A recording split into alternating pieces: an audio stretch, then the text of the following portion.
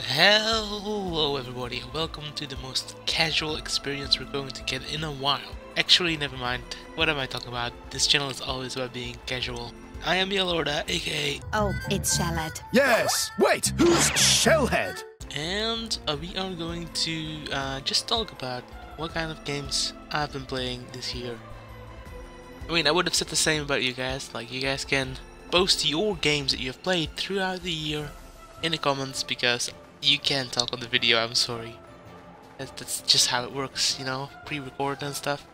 Also, if this goes up in time, I wish you all a happy new year.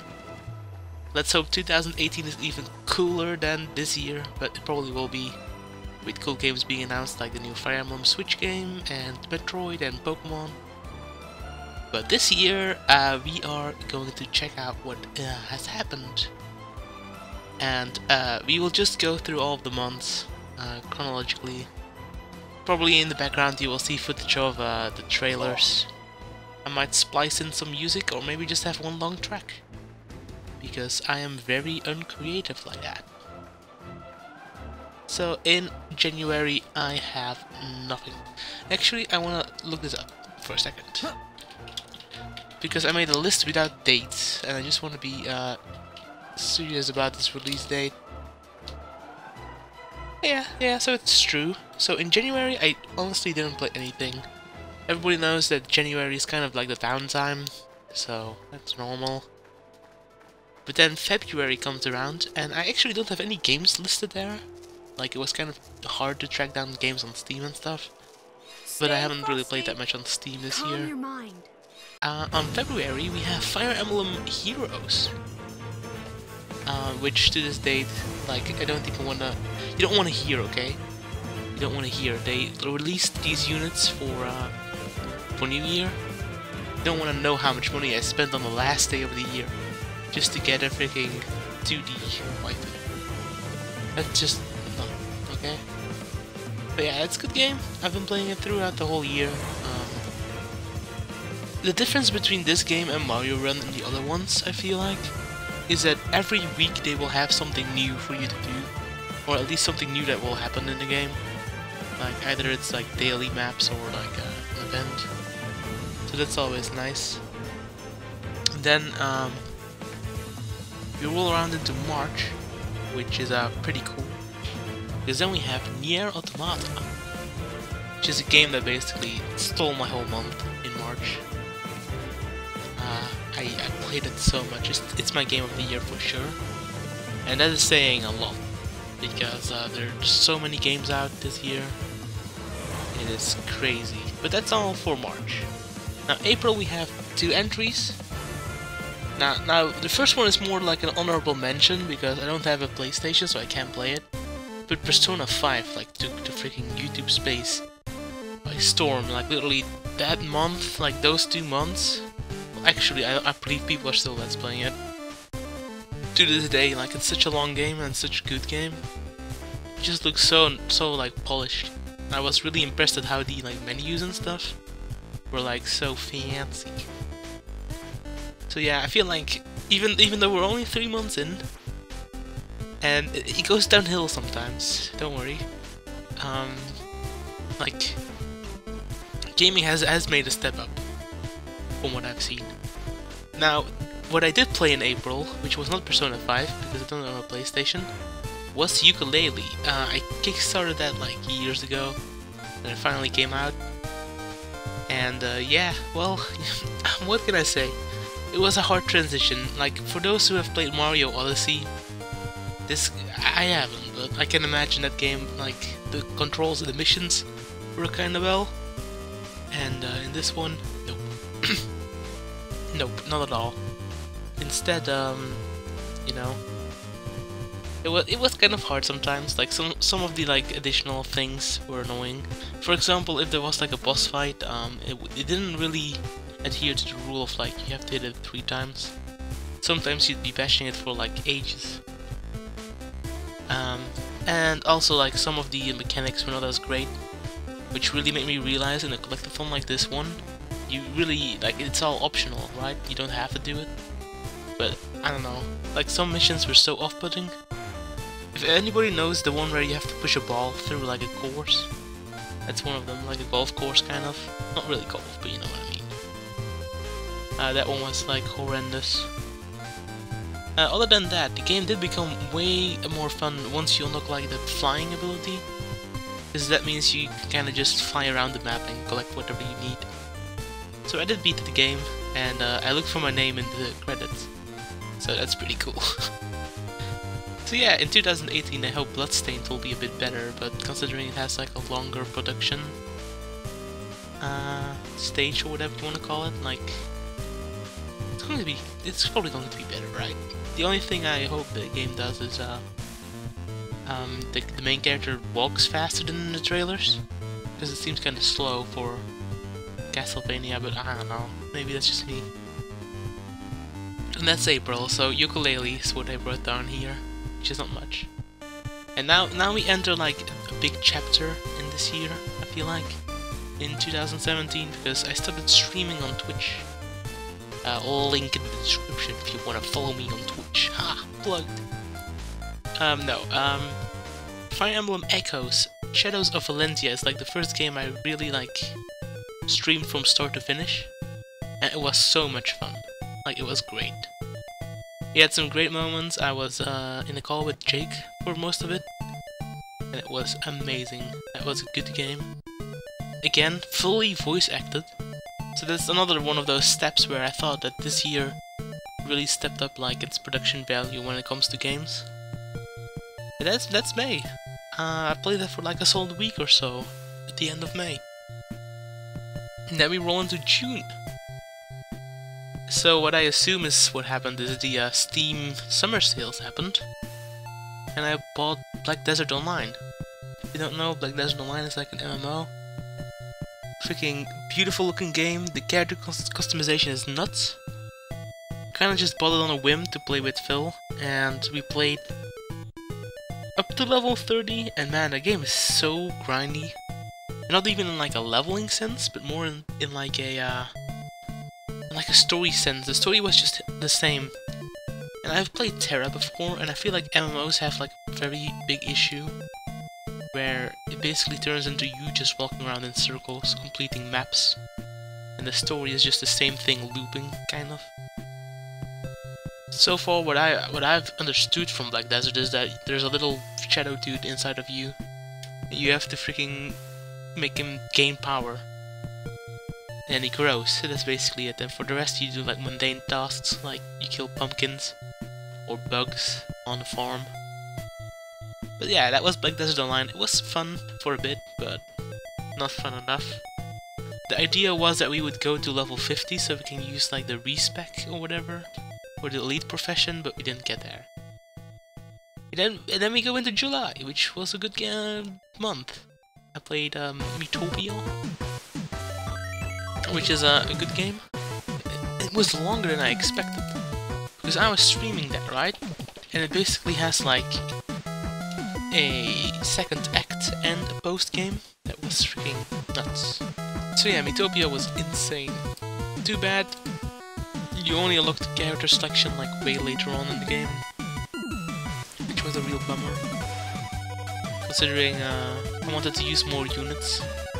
But we had a decent range, and I could add people from the stream into the game. That was pretty cool. That helped with the user interaction. And then for the rest of July I played Final Fantasy IV. I bought that during the summer sale. I didn't finish it, but I got pretty far into it. I already saw like a let's play of it, so I know what happens in the game, but I just wanted to play it. And then we go into August, which is another milestone, because that's when I bought a Switch. I bought it like 2 months in advance, so my brother could play Breath of the Wild. He was done in like a week because he like freaking no-lifed it. And then I started playing it, and it's a pretty good game. It's a pretty good game. But let's not talk about how many hours I have gone into that. 100 and something probably. Like basically, I have only played 3 games on the Switch this year, and all of them have over or like almost around 100 hours, which is pretty insane. The only thing I have to say about Breath of the Wild is that it felt a bit like a a non-Zelda game. Like the Zelda aspects could have been changed, and there would be like no difference. Like you could have a new original character, just go around, defeat a bad guy, he lost his memories, you know? The story would still be intact, and nobody would have really blinked an eye. And it would still be a good game regardless. But yeah, that was a good game, Breath of the Wild. It's just not what I would consider a Zelda game. And then we go into September. That's where I freaking got my mind blown. Because Phil wanted me to stream Doki Literature Club. And we did one session where it was just like a normal visual novel. And I was like, well Phil, you know, it's not that interesting. And I was thinking of not like doing a follow-up, but then I was like, well, the game probably has only like one more stream session left. And we played it and I was freaking dead inside for like a full day after that. Like we recorded and I went straight to bed because that was just so bad. But yeah, if you haven't played that, you should give it a try, or like at least like you can skip through like the first 2 hours. Because I do feel like for what the game is, the pacing is very slow at the start. But that is not all I have done in that September month. Guild Wars 2 Path of Fire also released. And that game, Guild Wars 2 is one that I have been featuring on this channel for a bit in my earlier years, and I have been playing on and off. So basically, if there wasn't anything on the list, I was probably playing Guild Wars or something else. But when the expansion hit, I played for like a good while, and I did the story and all that stuff. The cool thing about Path of Fire is that you have mounts, and there was like a secret griffin, so now you can fly. So now we're bow boys. World of Warcraft boys. But no, it was okay. It was a better expansion than the first one. And then October comes around, and this is the most anticipated month for me, because I wanted to play Fire Emblem Warriors. And the best part is, I was the only one that was hyped, because everybody was playing Mario Odyssey a week later. Yeah. So I was been playing Fire Emblem Warriors all the time, and everybody was playing Mario Odyssey, and I just did not. I just didn't want to play it. So it's an honorable mention. I have not played Mario Odyssey. I'm probably the only person that had a Switch that didn't get it. And I just didn't feel like playing it. I don't know. Sometimes you just don't feel like playing a certain genre. I will probably go back to it at some point, or not. I don't know. I don't feel like I'm losing out on anything. It's probably like a very solid game.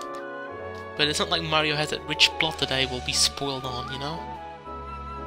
But no, Fire Emblem Warriors, I've been sinking hours in that during the whole month. Like this month, December, they even did a DLC, and I've been playing even more because they released Azura, which is like the best character, in my opinion. But yeah, I've been playing that for so long in October, it was insane. And then November comes around, that's my month of birth. And as always, in November we get that sweet, sweet Pokemon game. But this year it was not that great. Ultra Sun and Moon. If you have played Sun and Moon and you liked it and you want to replay it, that's when you buy it. But other than that, I feel like it's basically like a mini DLC, but you pay full price for a game.